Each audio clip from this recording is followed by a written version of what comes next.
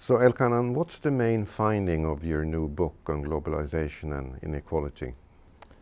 Well, the main finding is that globalization affects inequality, not necessarily in the same direction in every country, but even in countries in which it raises inequality, it can explain only a fraction of the actual rise in inequality, and particularly the inequality in the wage structure.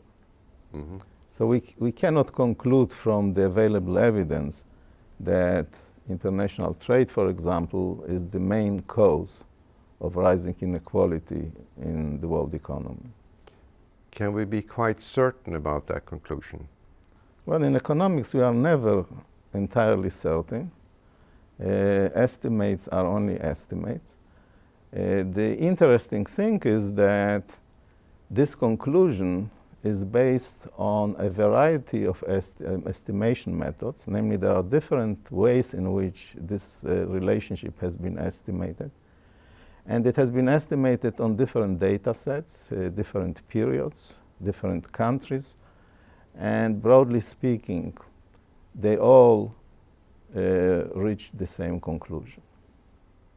And what can you say about job losses from globalization? Is that as important as the effects on wage dispersion, or? Well, as far as job losses are concerned, we know that there are potential wage losses. This has been studied mostly in the US, and in the US, the job losses are highly localized. And if we look at the aggregate job losses, they are not that large compared to, for example, the rate of labor turnover in the American economy. So, for example, if they were not highly localized, then the people who lose their job would easily be able to find jobs in other occupations, given how many workers essentially depart from their companies and how many new workers are hired by these companies. But of course, the localized effects can be quite severe.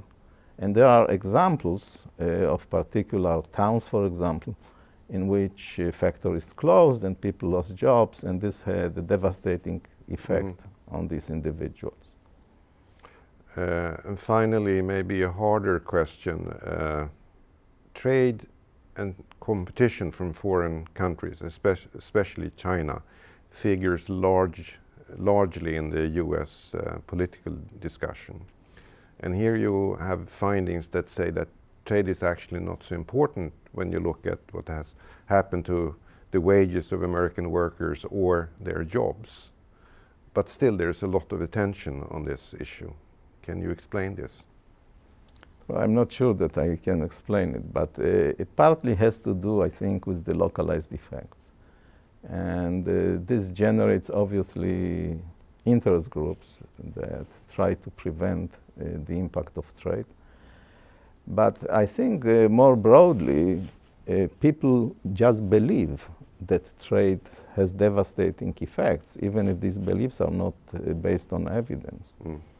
And I think this is a broader phenomena, and we, I think, need to pay more attention to the political economy of trade policy formation, which factors in the mechanism through which politicians, for example, mobilize support using these type of arguments, even if they are not entirely correct. Thank you. Thank you.